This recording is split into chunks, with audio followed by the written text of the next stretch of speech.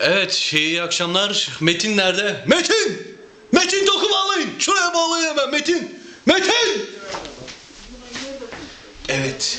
Ding dong, ding ding, ding ding.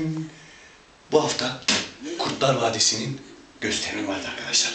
Biz de orada Küçük Polat'la karşılaştık. Merhaba Polat, nasılsın? Sağ ol. Kaç yaşındasın? 8.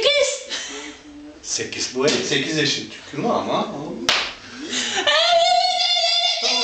Tamam, şarkı söyle o zaman. Bize bir tane şarkı söyler misin? Söyleyeceğim. Söyleyeceğim.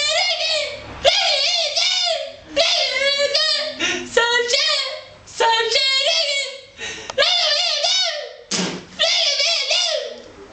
Tamam, çok teşekkür ederim. Sesiniz çok güzel. Bir şarkı daha alabilir miyim?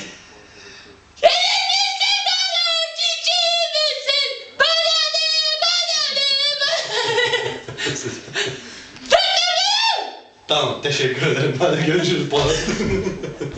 Kapat kapat. Bakayım.